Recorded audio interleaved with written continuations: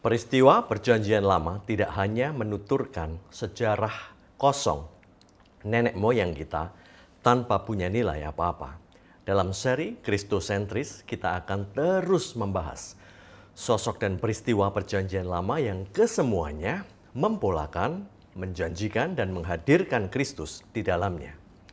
Kristus adalah esensi dari seluruh isi Alkitab dan kehidupan umat manusia. Dalam episode Abraham mati imannya kali ini, kita akan menganalisa apakah iman Abraham bisa disebut mati setelah melakukan beberapa perbuatannya yang dapat dikatakan tak berdasarkan iman itu.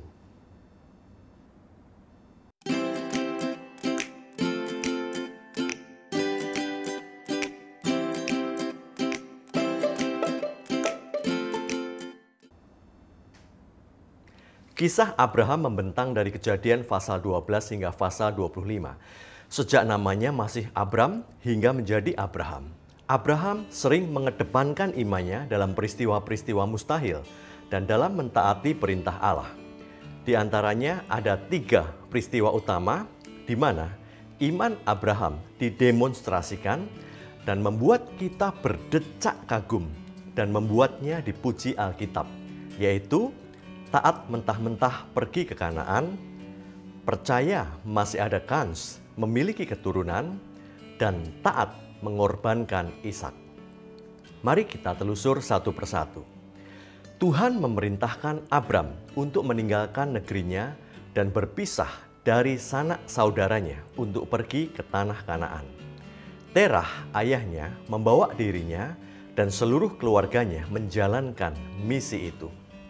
Terah mengambil keputusan untuk tidak melanjutkan sampai Kanaan, namun menetap di tengah perjalanan, yakni di Haran selama 15 tahun hingga ia mati. Ada satu peristiwa di titik ini di mana Abram berbuat tanpa didasarkan iman, tapi nanti saja kita bahas. Tuhan berjanji akan membuat Abram menjadi bangsa yang besar, membuat namanya masyhur, memberkati Abram dan menjadikan dia berkat bagi banyak orang. Abram taat mentah-mentah perintah Tuhan itu dengan membawa Sarai, Lot, dan harta bendanya. Mereka sempat berhenti dan mendirikan mezbah di Sikem dan timur Betel. Dilanda kelaparan, mereka ke Mesir untuk mendapat makanan dan tinggal di sana sebagai orang asing. Di titik ini ada peristiwa kedua kalinya di mana Abram berbuat tanpa didasarkan iman. Tapi nanti saja kita bahas. Fir'aun lalu kena tulah dan menyuruh rombongan Abram pergi dengan segala hadiah pemberian Fir'aun, dan mereka kembali ke Betel melalui Negeb. Negeri itu tidak cukup luas menampung kekayaan Abram dan Lot yang sama-sama banyak harta miliknya. Maka mereka berpisah. Abram tinggal di tanah Kanaan, sedang Lot memilih tinggal di lembah Yordan, dekat Sodom dan Gomora yang jahat penduduknya. Ketaatan untuk pergi ke negeri asing Kanaan itu adalah bahan dasar pertama untuk Abram mendapat gelar Bapa Orang Beriman. Sekarang kita beranjak ke yang kedua. Abram sempat menyelamatkan Lot dari tawanan Kedor Laomer, Raja Elam, dan mendapat berkat dari Melkisedek, Raja Salem. Di dekat Hebron, Abram meratapi diri. Siapa yang bakal mewarisi kekayaannya kelak, kalau bukan Eliezer hambanya? Tapi Tuhan meyakinkan bahwa anak kandungnya dan keturunannya yang banyaknya seperti bintang di langitlah yang akan mewarisi. Abram percaya dan mempersembahkan beberapa hewan. Namun janji itu tak kunjung jadi kenyataan, karena Sarai tak kunjung hamil juga, sedangkan mereka berdua makin lanjut usianya. Nah, di titik ini lagi-lagi terjadi peristiwa ketiga kalinya di mana Abram berbuat tanpa didasarkan iman. Tapi nanti saja kita bahas. Karena mengandung, Hagar memandang rendah nyonyanya Sarai yang kemudian membalas dengan menindasnya. Lalu malaikat Tuhan menghiburnya sambil menjanjikan banyak keturunan Hagar dari Ismail anaknya. Allah mengganti nama Abram menjadi Abraham dan Sarai menjadi Sarah. Di Mamre, Abraham dan Sarah dihampiri 3 orang malaikat Tuhan yang menegaskan bahwa Sarah akan mempunyai anak. Namun Sarah tertawa tak percaya. Setelah itu lalu terjadilah peristiwa pemusnahan Sodom dan Gomora. Kemudian Abraham tinggal sebagai orang asing di Gerar yang diperintah oleh Raja Abimelekh. Di titik ini lagi-lagi terjadi peristiwa keempat kalinya di mana Abraham berbuat tanpa didasarkan iman. Tapi nanti saja kita bahas. Kepercayaan Abram bahwa ia tetap punya kans untuk memiliki keturunan di masa tuanya itu adalah bahan dasar kedua untuk Abraham mendapat gelar Bapa orang beriman. Sekarang kita beranjak ke yang ketiga. Akhirnya momen yang ditunggu-tunggu tibalah. Lahirlah Ishak dari kandungan Sarah yang telah tua renta. Belum puas Abraham menikmati anak perjanjiannya, Tuhan mau mengambil lagi anak itu. Ia menyuruh Abraham untuk mempersembahkan Ishak sebagai korban bakaran di gunung sekitar tanah Moria. Tanpa pikir panjang, Abraham mentaati perintah itu, meskipun pedih hatinya. Diambilnyalah kayu untuk korban bakaran dan dipikulkannya ke atas bahu Ishak sambil di tangannya tergenggam api dan pisau. Dan mereka bersama menuju gunung itu. Ishak dengan lugunya menanyakan, "Di mana anak domba untuk korban bakaran?" Tanpa menyadari dirinya sendirilah yang sebetulnya akan dikorbankan. Setelah menghunus pisau siap menyembelih anaknya, Abraham dicegah oleh malaikat Tuhan. Dan digantilah Ishak dengan domba jantan yang tanduknya tersangkut belukar. Ketaatan mengorbankan Ishak anak terkasihnya itu menjadi bahan dasar ketiga untuk Abram mendapat gelar Bapa orang beriman. Lalu Sarah mati dan disusul Abraham beberapa waktu kemudian. Begitulah riwayat Abraham yang namanya terukir dalam daftar elit saksi-saksi iman di Ibrani 11 bersama Anda, saya, Habel, Henoch, Nuh, Ishak, Yakub, Yusuf, Musa, Rahab, Gideon, Barak, Simson, Yefta, Daud, Samuel, dan para nabi. Bahkan Abraham dinobatkan dengan gelar sebagai Bapa orang percaya atau Bapa orang beriman, baik bagi orang Yahudi maupun bagi orang Gentiles. Namun Yakobus 2 seolah bertentangan dengan Roma 4. Di Yakobus, jika iman itu tidak disertai perbuatan, maka iman itu pada hakikatnya adalah mati. Iman tanpa perbuatan adalah iman yang kosong. Abraham, bapa kita, dibenarkan karena perbuatan-perbuatannya. Iman bekerja sama dengan perbuatan-perbuatan, dan oleh perbuatan-perbuatan itu, iman menjadi sempurna. Jadi manusia dibenarkan karena perbuatan-perbuatannya, dan bukan hanya karena iman. Iman tanpa perbuatan-perbuatan adalah mati. Sedangkan di Roma, jadi apakah akan kita katakan tentang Abraham? Sebab jikalau Abraham dibenarkan karena perbuatannya, maka ia beroleh dasar untuk bermegah, tetapi tidak di hadapan Allah. Lalu percayalah Abraham kepada Tuhan, dan Tuhan memperhitungkan hal itu kepadanya sebagai kebenaran. Kalau ada orang yang bekerja, upahnya tidak diperhitungkan sebagai hadiah, tetapi sebagai haknya. Tetapi kalau ada orang yang tidak bekerja, namun percaya kepada Dia yang membenarkan orang durhaka, imannya diperhitungkan menjadi kebenaran. Seperti juga Daud menyebut berbahagia orang yang dibenarkan Allah, bukan berdasarkan perbuatannya. Saudara, mengapa Paulus melalui suratnya ke Roma dan Yakobus seolah bertentangan pandang? Isi Alkitab sebetulnya tidak akan saling bertentangan. Mereka justru saling mendukung. Yang terlihat bertentangan sesungguhnya hanya berbeda pada penitik beratannya saja. Paulus sedang menggarisbawahi batang vertikal salib yaitu keselamatan oleh iman. Sedangkan Yakobus sedang menebalkan batang horizontal salib, yaitu perbuatan. Keduanya saling melengkapi. Perbuatan tidak bisa mengantar kepada keselamatan. Dan jika keselamatan tanpa perbuatan, orang itu tidak bisa menikmati indahnya hasil sebab akibat di dunia ini. Orang yang rendah hati misalnya, menuai banyak kawan. Orang yang suka memberi, ada rasa nikmat di hati dan akan menerima banyak kembalian. Orang yang rajin menuai kesejahteraan dalam hidup lahir batinnya. Orang yang tekun beribadah menuai kekuatan dan damai sejahtera dalam roh dan jiwanya. Jadi yang dimaksud iman tanpa perbuatan itu mati adalah orang Kristen yang sudah selamat harus menampakkan buah perbuatan yang menjadi kesaksian dan berkat bagi orang lain. Perbuatan adalah buah dari iman itu, bukan harga untuk membeli iman itu.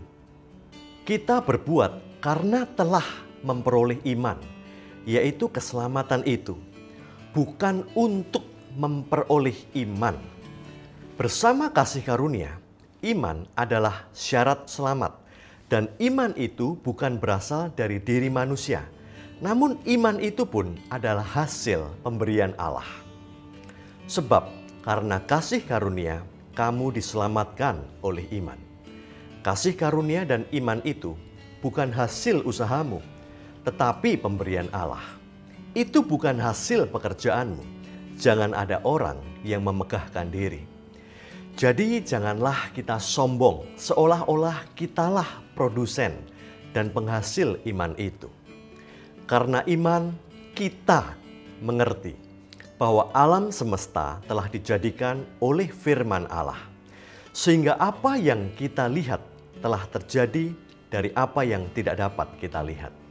Ternyata kita, yaitu Anda dan saya, disebut paling pertama dalam daftar elit saksi-saksi iman dalam Ibrani 11. Mendahului semua pahlawan iman top lainnya.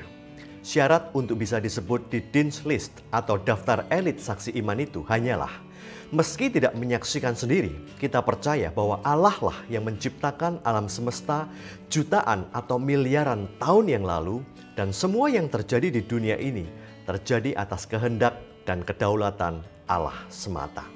Itu saja syaratnya. Selama ini syarat iman kita telah dibuat terlalu rumit dan mustahil. Padahal bukan begitu. Dan untuk bisa percaya penciptaan dan kedaulatan itu, iman kita pun diberikan oleh Allah kepada kita. Praktis nggak ada satupun modal yang berasal dari kita. Saya tadi mengatakan bahwa perbuatan tak bisa mengkualifikasi kita untuk memperoleh iman atau selamat itu. Kalimat bahwa iman tanpa perbuatan adalah mati bukan dimaknai jika kamu tidak kudus, tidak benar, dan tidak giat dalam pekerjaan Allah, maka kamu mati masuk neraka dan keselamatanmu hilang. Sama sekali bukan begitu, saudara. Karena jika kita memaknai perbuatan ini sebagai taat perintah hukum Taurat, yang jika gagal akan dihukum, maka nggak seorang pun akan selamat.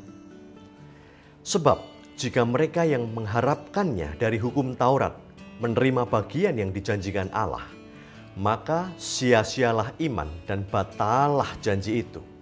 Artinya, Abraham menerima janji karena Tuhan telah mengaruniakan iman kepadanya untuk percaya, bukan karena perbuatan percaya dan ketaatannya. Memang Abraham punya iman hebat di 3 peristiwa besar. Taat mentah-mentah pergi ke Kanaan, percaya masih ada kans memiliki keturunan, dan taat mengorbankan Ishak. Namun 3 perbuatan beriman itu kalah banyak dibanding 4 perbuatan tak beriman yang dilakukannya. 1. Kronologis Alkitab tidak selalu sekuensial. Perintah Allah kepada Abram untuk meninggalkan Ur Kasdim dan pergi ke Kanaan di Kejadian 12 tidak terjadi setelah Kejadian 11 di mana Terah membawa Abram melaksanakan misi itu. Abramlah yang mendapat perintah sejak awal. Namun ia yang selama ini kita anggap taat, ternyata membiarkan ayahnya Terah yang memegang kendali perjalanan dan malah menunda-nunda penggenapan panggilan dengan rehat sejenak di Haran selama 15 tahun. Jika Abram taat penuh, dia akan memaksa ayahnya untuk tidak tinggal lama-lama di Haran. -1, perbuatan Abram nggak sepenuhnya taat.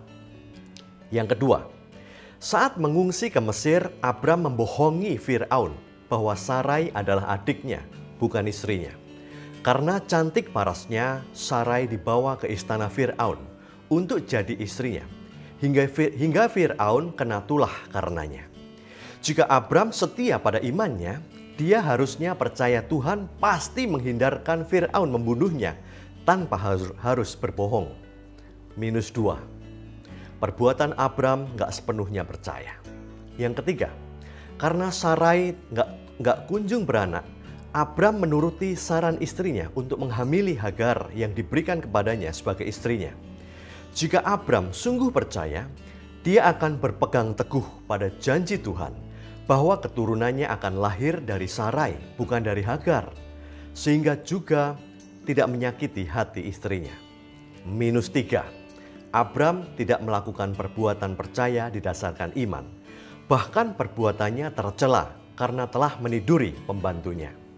Yang keempat, saat bertemu Abimelekh, lagi-lagi Abraham berdusta, tidak mengakui Sarah sebagai istrinya, melainkan diakui sebagai saudaranya.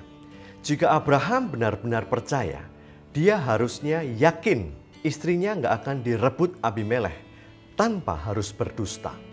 -4, Abraham tidak melakukan perbuatan percaya. Nah, bagaimana saudara? Abraham sudah gagal 4 kali dalam perbuatannya. Seharusnya gelarnya sebagai Bapa orang percaya atau Bapa orang beriman dilepas saja ya. Karena iman tanpa perbuatan kan mati. Diganti saja gelar Abraham, Bapa orang yang mati imannya. Apa bisa begitu saudara? Ternyata gelar Abraham tetap sebagai Bapa orang beriman. Karena kebenaran Abraham secara keselamatan vertikal bukan didasarkan perbuatan namun percayanya. Bahkan Yakobus yang seolah menyangkal saja mengatakan, genaplah nas yang mengatakan, lalu percayalah Abraham kepada Allah. Maka Allah memperhitungkan hal percaya itu kepadanya sebagai kebenaran, bukan hal berbuat. Karena jika Abraham dinilai berdasarkan perbuatan, dia sudah gagal 4 kali. Demikian juga kita, saudara. Kata-kata ini, yaitu hal ini diperhitungkan kepadanya, tidak ditulis untuk Abraham saja, tetapi ditulis juga untuk kita. Sebab kepada kita pun Allah memperhitungkannya, karena kita percaya kepada Dia yang telah membangkitkan Yesus Tuhan kita dari antara orang mati. Jadi iman tanpa perbuatan adalah mati, artinya bersyukur telah dikaruniakan iman untuk percaya hingga selamat. Mari karyakan iman itu untuk berbuat segala hal yang baik agar bermanfaat bagi sesama. Ternyata di zaman Abraham di perjanjian lama pun, Kristus telah dijanjikan sebagai pembenar dan pemberi iman bagi Abraham dan bagi kita. Bro and sis, mari terus hidup berpusat pada Kristus. Sampai Kristus sentris berikutnya.